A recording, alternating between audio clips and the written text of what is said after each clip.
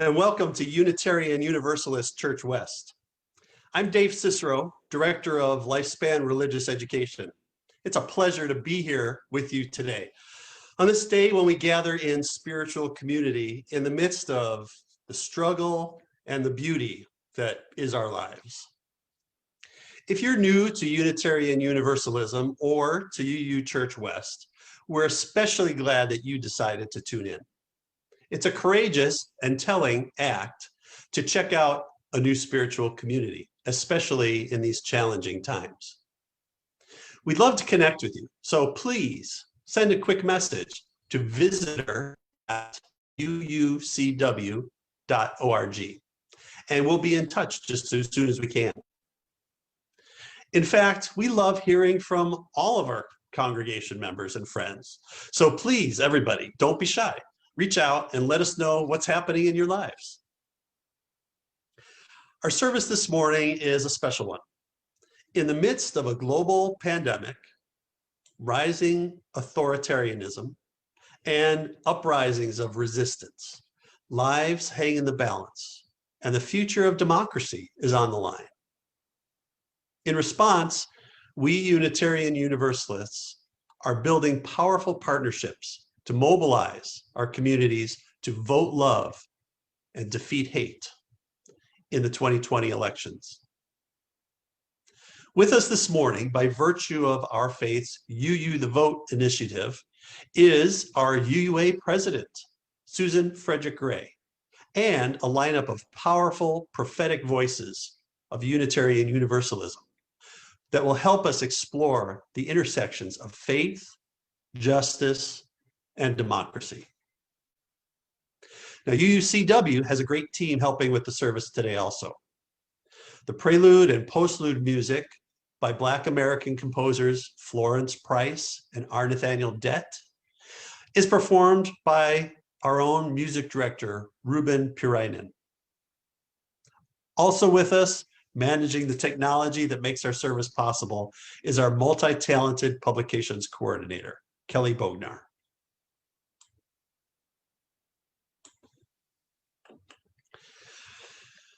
Now, leading up to any election, we practice being a people of deep listening. We listen to understand the values the candidates each stand for.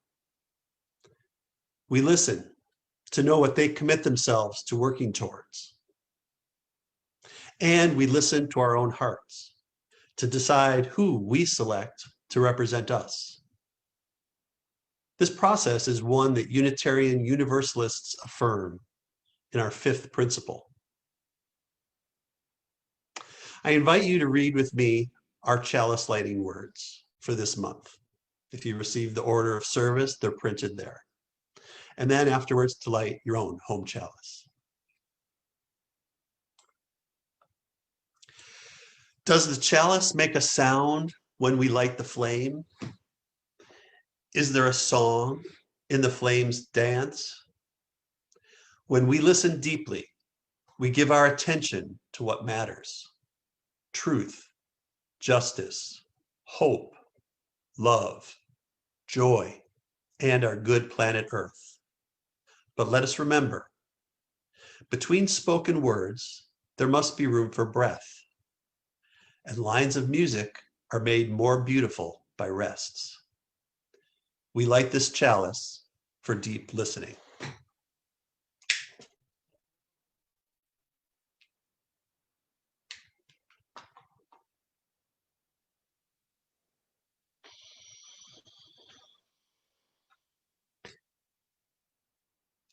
And now we continue today's worship service with our opening hymn.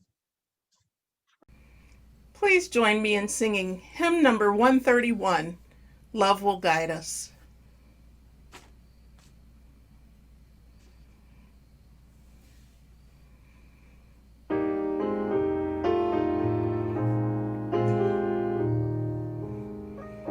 Love will guide us, peace has tried us, hope inside us will lead the way on the road from greed to giving,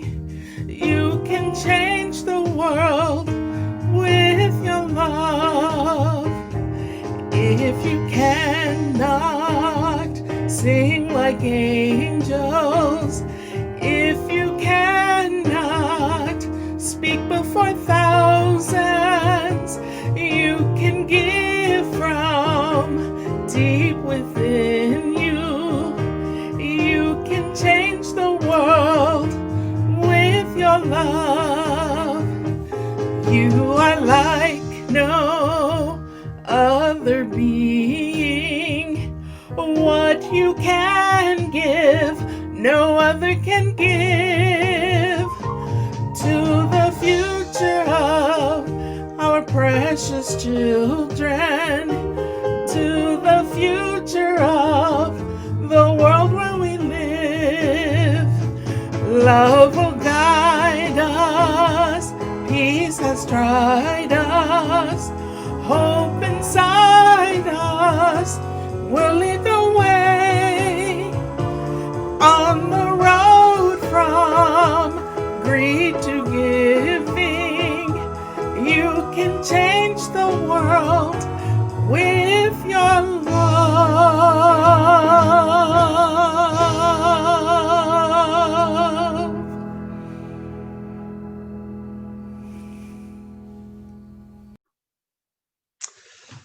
The story for our worship for all ages this morning is about Frances Harper. She was a Unitarian who worked during her lifetime to end slavery and to extend the right to vote to women. Her story today comes from my colleagues, religious educators, and lead ministers of the UUA's Congregation Without Walls, the Church of the Larger Fellowship. They are Aisha Hauser, Christina Rivera, and the Reverend Mykal Tino. Enjoy. All right, everyone. So gather together because we are going to talk about somebody amazing.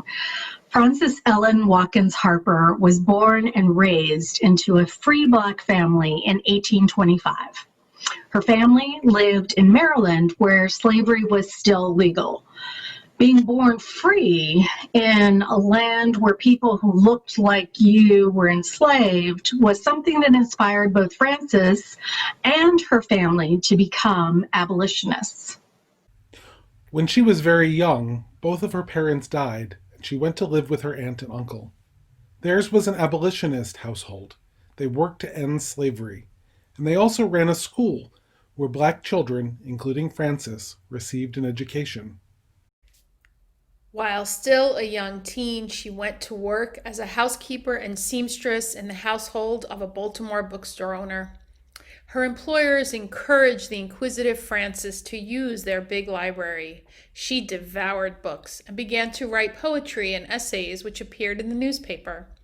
By the time she was 20 years old, her writings were published in her first book, Forest Leaves. In 1850, Congress passed a law that allowed slave catchers to kidnap, enslave, and sell free Black people in states where slavery was legal. Her aunt and uncle fled from Maryland to Canada. Frances fled to Ohio, which did not allow slavery, and then 2 years later to Pennsylvania. In Pennsylvania, she became involved in the Underground Railroad, a movement that helped people escaping from slavery. Throughout this all, Frances continued to write and to publish books of poetry, much of it against slavery. In time, Frances became the first Black woman to earn a living through the use of her words, living modestly and donating much of her income to helping her uncle's work with the Underground Railroad. In 1854, the Maine Anti-Slavery Society hired her to travel all over the Northeast to make anti-slavery speeches.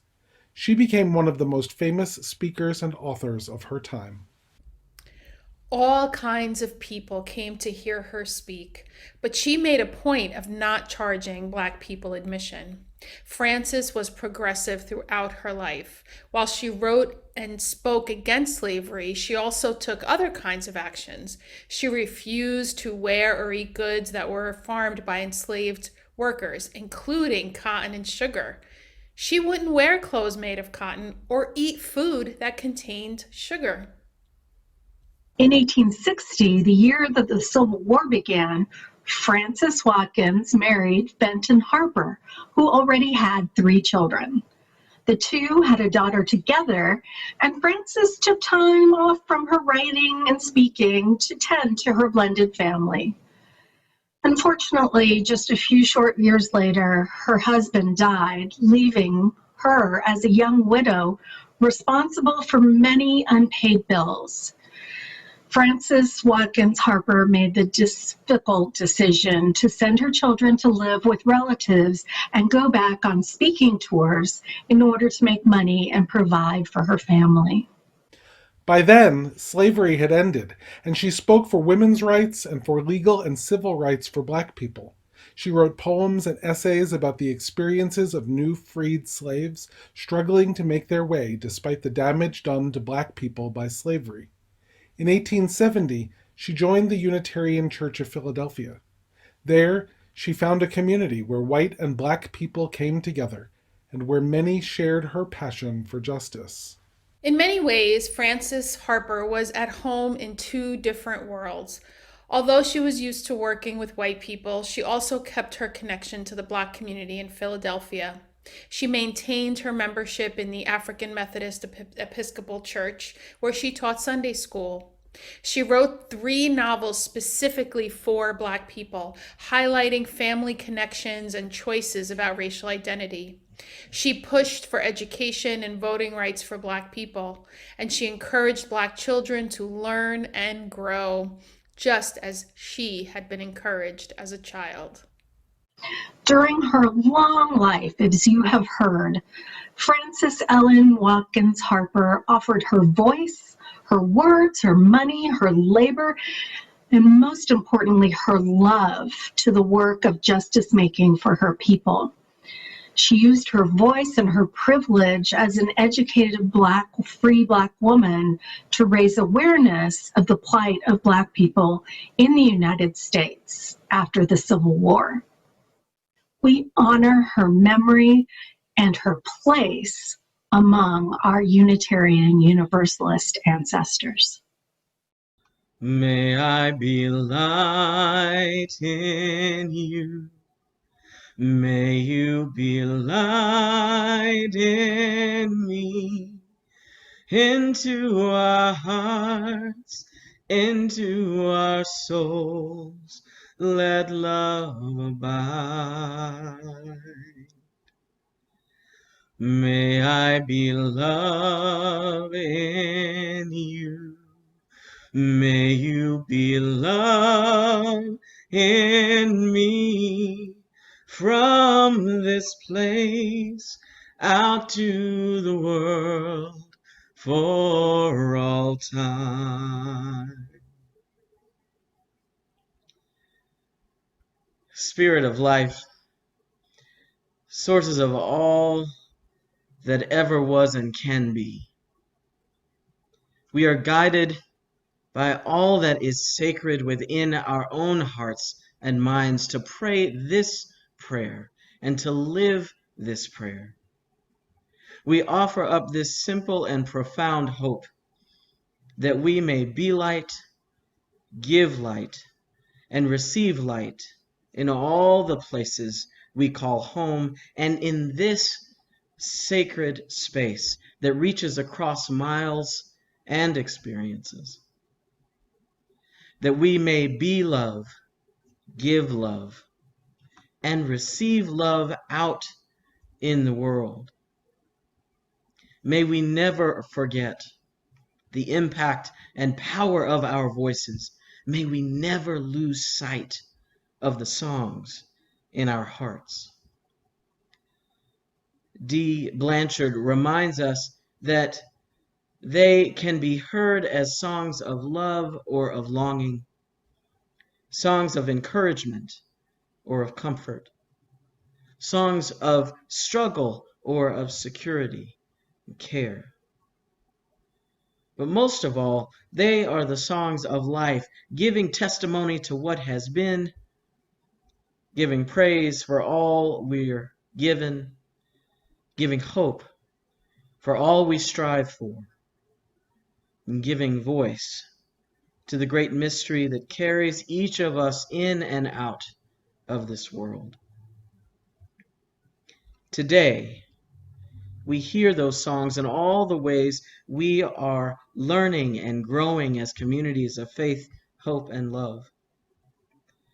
We hear them as little ones become young ones.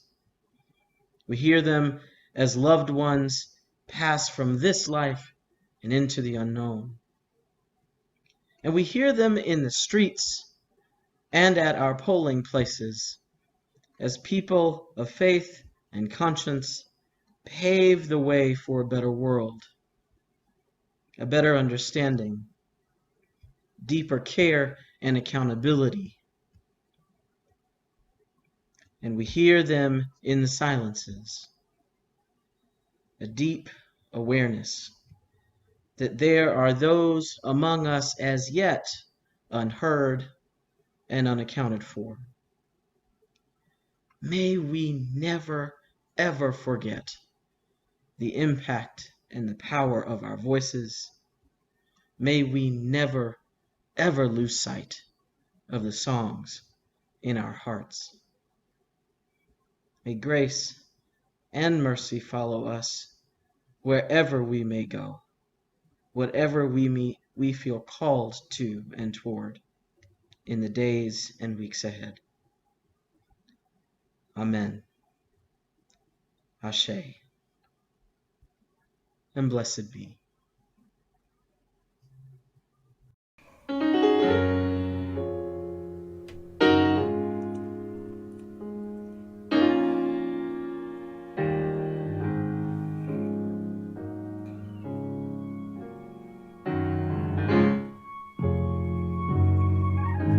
Was grace and mercy brought me through. I'm living this moment wrapped in love's truth.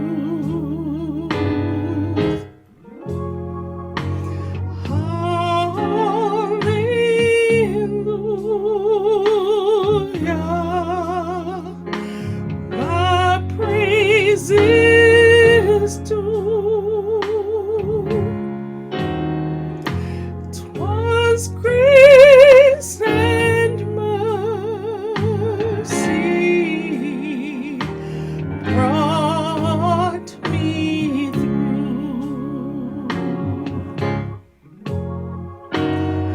'Twas grace and mercy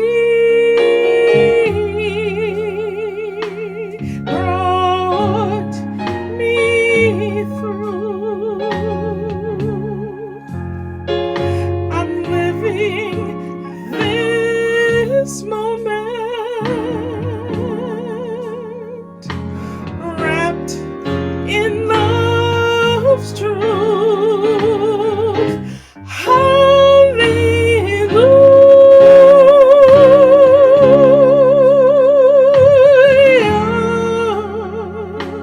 my praise is due.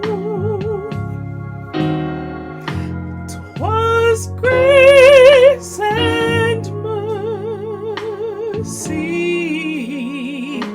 'Twas grace and mercy.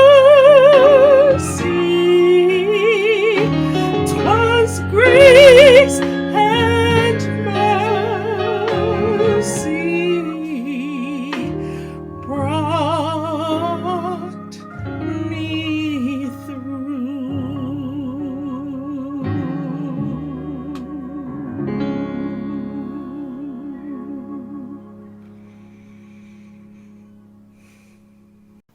I got trained as a community organizer with Californians for Justice. And there we believed that people of color, immigrants, poor folks, queer folks, disabled folks, and young people are the majority. And if we organized our communities to vote, we could shift power to reflect our values and interests and needs for racial justice and economic justice and more. And now, as a field organizer with UU The Vote in Pennsylvania, I still believe this strategy, that voting can be a means to a power shift. It's not the only strategy, but it is one worthwhile strategy among many. So welcome to my field. Here with my reading glasses and my large screen, instead of my sunglasses and walking shoes for door knocking, the organizing field of pandemic times, where we gather in Zoom rooms large and small to reach thousands upon thousands of voters and potential voters. Just before recording this, 20 of us from Pennsylvania, Maryland, Washington, D.C., my own Connecticut, and Massachusetts gathered in a Zoom room with our partners at CASA, a group organizing to build power in immigrant and working class communities in central Pennsylvania. In 2 hours, we sent over 60,000 texts to urge folks to check and update their voter registration or to get registered. We texted with people who had lost their jobs and apartments due to the pandemic, and we connected them with community resources. We texted with someone who is homeless and helped them get the information they need to be able to register to vote. We texted with lots of folks who weren't sure if their registration was up to date and helped them check their status. We know that over 90 of them followed up to register.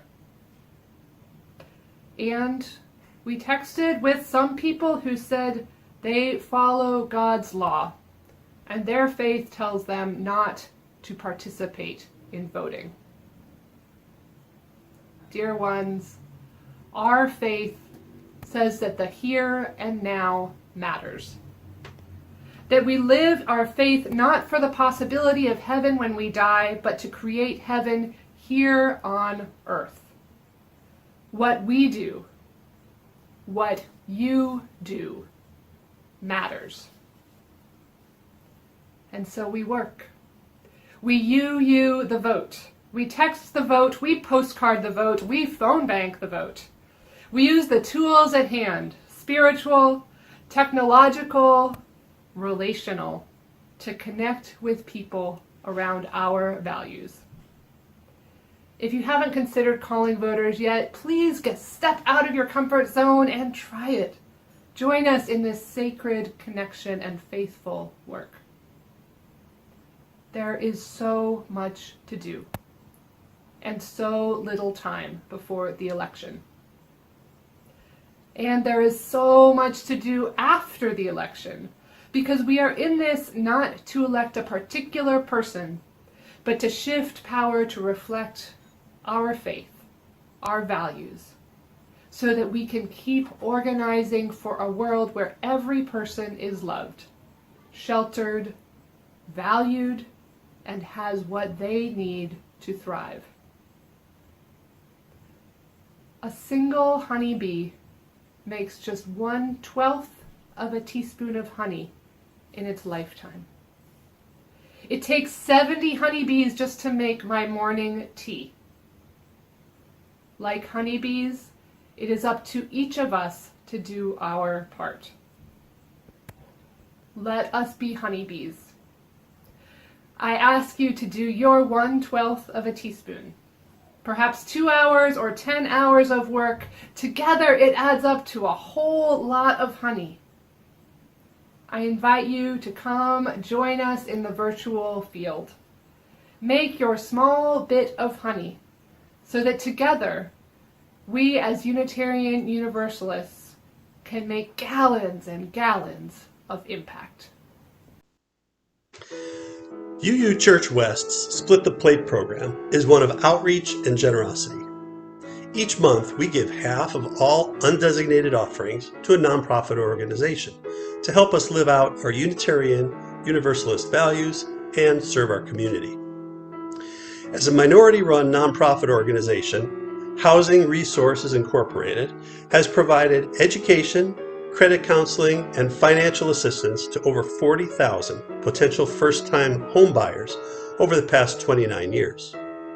To support Housing Resources Incorporated anytime this month, go to the UUCW website's Donate tab and select Split the Plate Fund from the menu provided. Or you can text or mail your donation today using the information found here.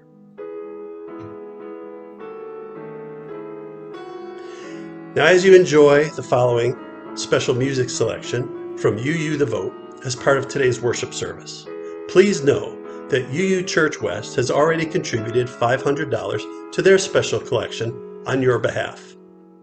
It's been forwarded by Reverend Suzelle from her Ministers Make a Difference Fund. Today, I thank you for your generosity to our local designated partner, Housing Resources Incorporated.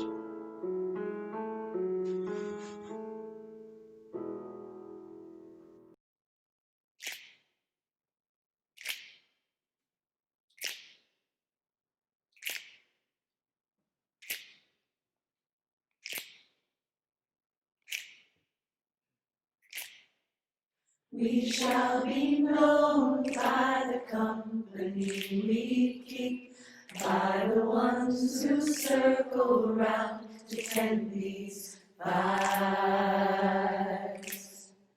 We shall be known by the ones who sow and reap the seeds of change alive from deep within the earth. It is time now. It is time now that we cry. It is time we lead ourselves into the well. It is time now, and what a time to be alive. In this great turning we shall learn to lead in love. In this great turning we shall learn to lead in love. We shall be known by the company we keep, by the ones who circle round to tend these vibes. We shall be known by the ones who sow and reap the seeds of change alive from deep within the earth. It is time now. It is time now that we thrive. It is time we lead ourselves into the well. It is time now, and what a time to be alive. In this great turning we shall learn to lead in love. In this great turning we shall learn to lead in love. In this great turning we shall learn to lead in love. In this great turning we shall learn to lead in love.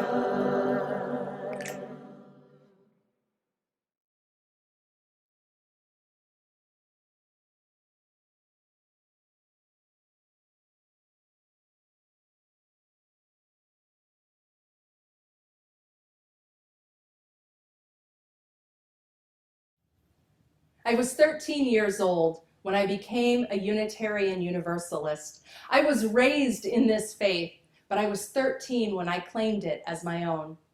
It was a Sunday afternoon, and I was waiting for my parents to finish their committee meetings after service. All the other kids had left, and I was bored. I wandered into the visitor's corner, and a little red wallet card caught my eye. It said in bold letters on the front, "What do Unitarian Universalists believe?" My 13-year-old self wondered, what do Unitarian Universalists believe?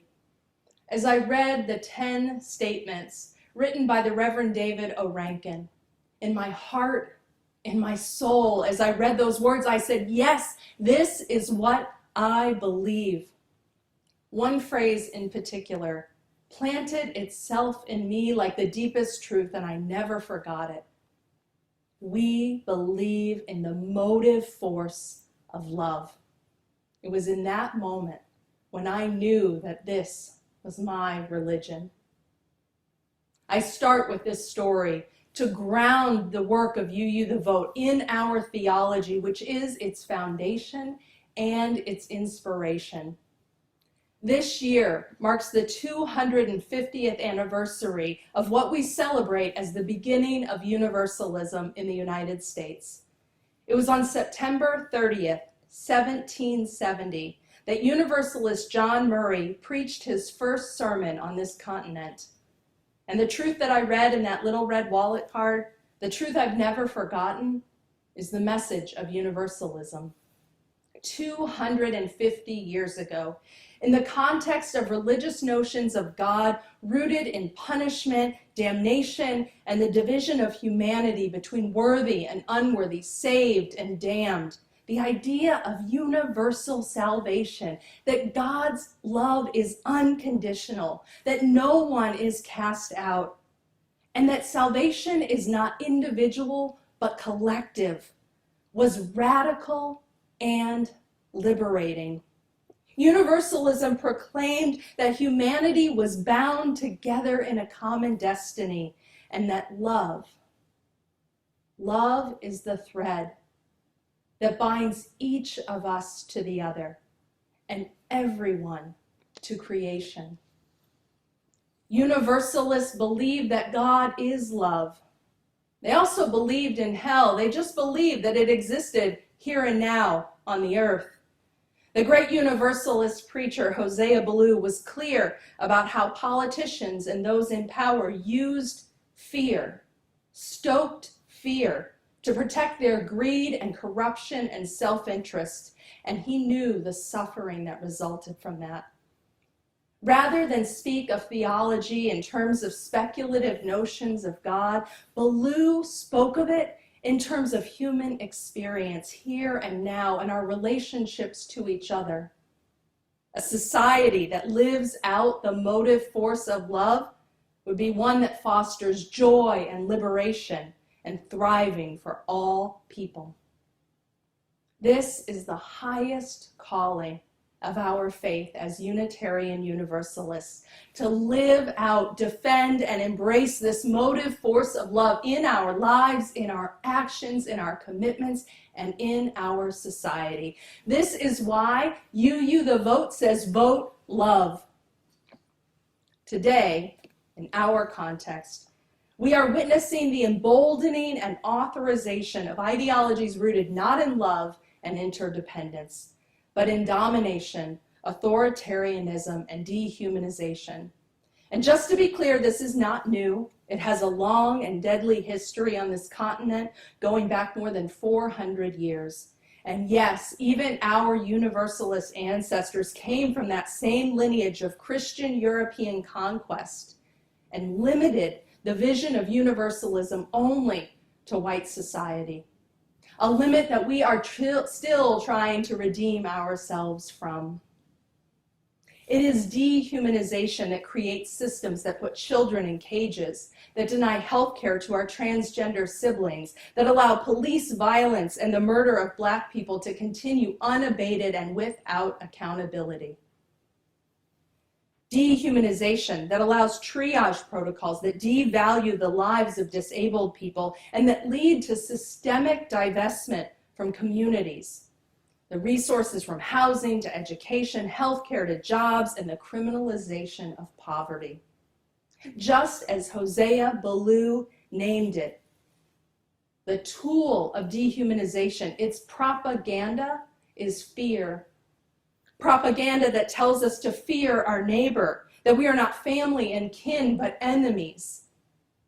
This is the exact opposite of our theology of universalism that tells us that we have a common destiny and we are connected to one another in love. This is why UU the Vote says vote love, defeat hate.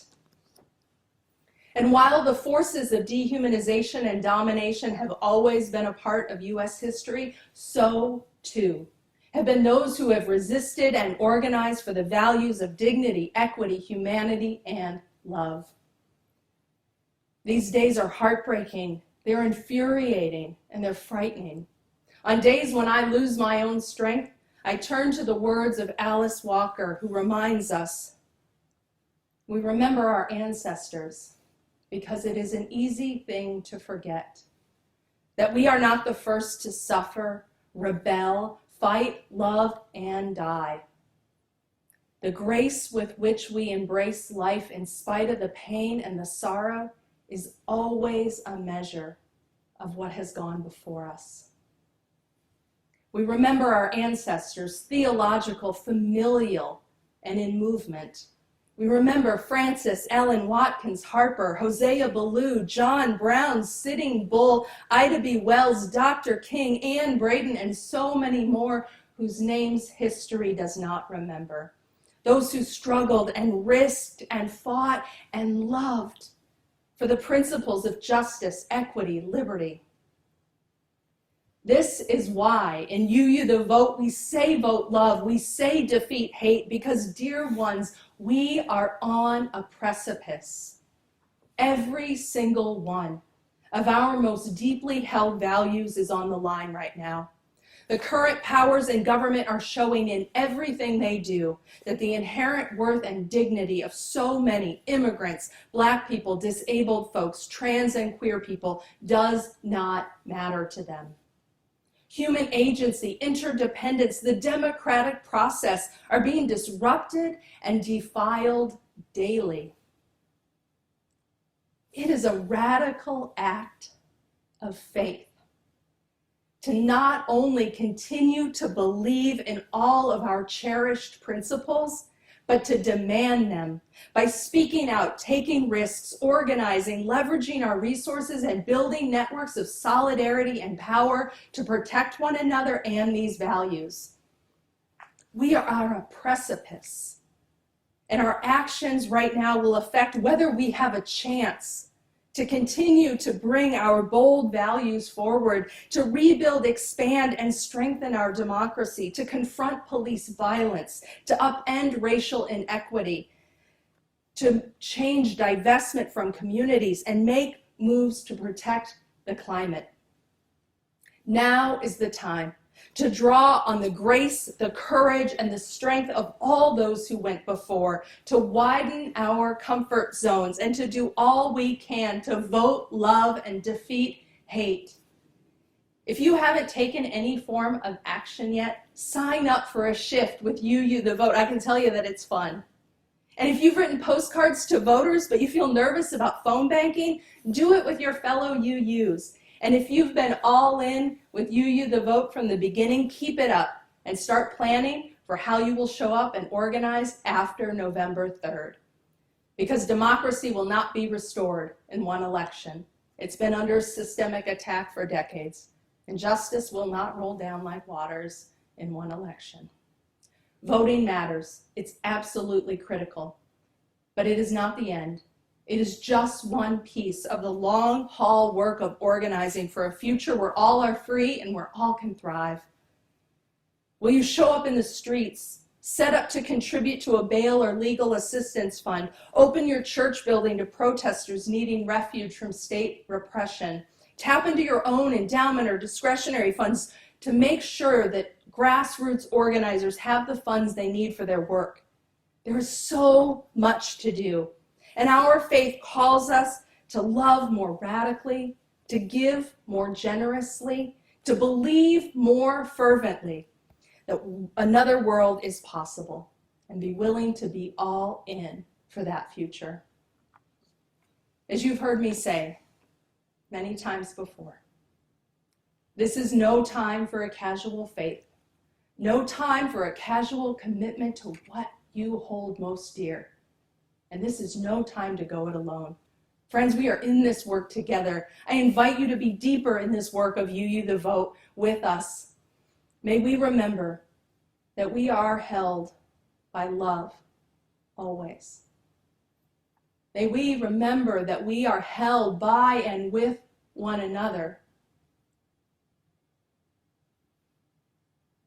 And may we all together be all in today, tomorrow, next month, and next year for justice, for love, for democracy, and for a future that is free and thriving for all people. May it be so. Hi, I'm Nicole Presley, National Organizer of You the Vote, and I'm so honored to be a part of You the Vote and a part of this special worship service. By this time, you've probably gotten used to virtual worship. You've made sure your computer is charged, you've searched your email for Zoom links, or you've scrolled through your social media feed for the live stream. But from whatever platform you're entering worship today, you are in sacred space. Getting here was not easy. Remember the spring? Remember, many of us had to learn new skills and to stretch ourselves and maybe our internet speed to continue to gather with our beloved faith community. We learned Zoom, we downloaded apps, and we reached out for help to be with one another. Transformation is always a stretch, and we need to bring that same energy to this year's election. In the past few months, I have witnessed amazing things from all of you. We created a goal to reach out to 1 million voters, and we are almost there. We stretched ourselves.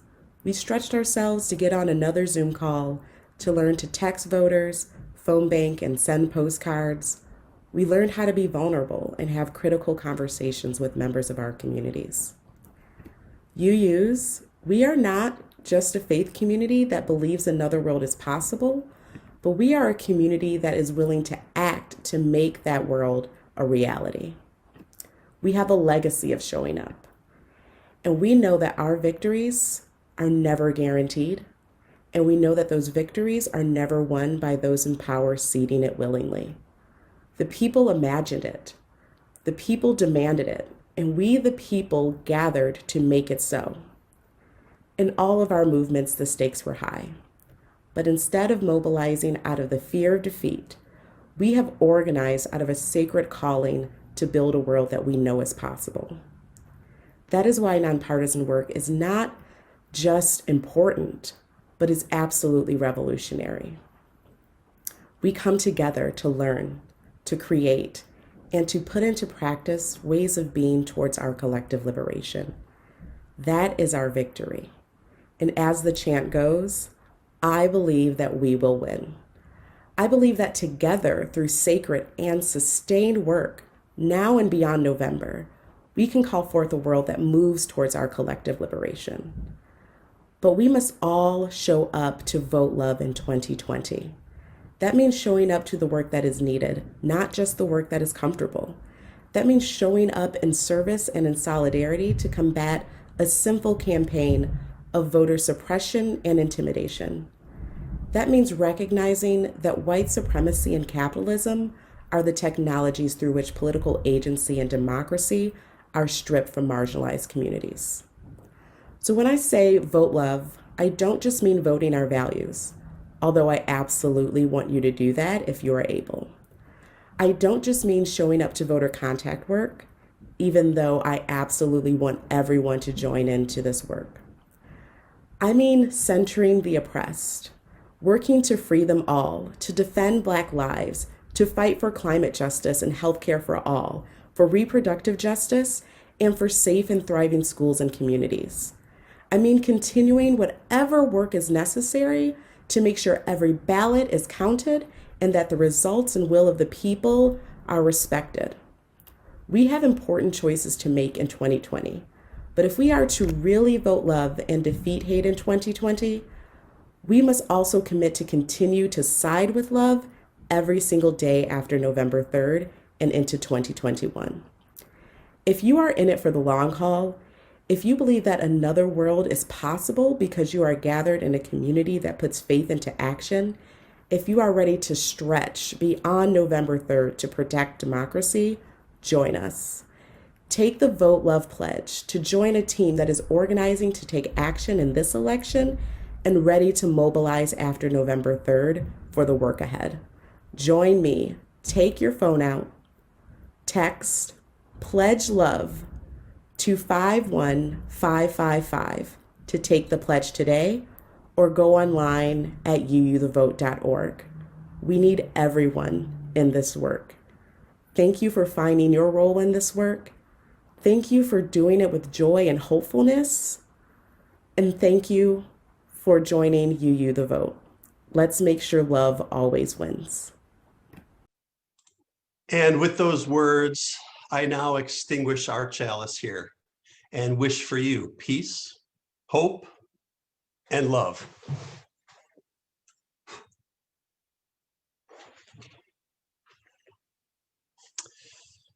As we conclude this morning, I invite you to sing along at home our closing hymn, a song of hope and of change. After that, our own Ruben Purainen sends us off to continue our day by performing Honey by Nathaniel Dett.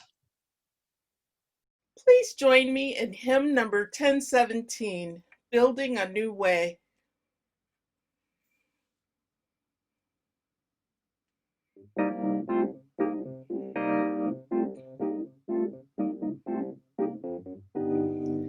We are building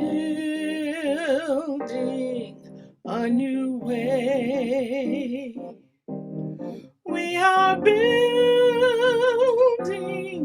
a new way. We are building a new way, feeling stronger every day. We are building a new way. We are working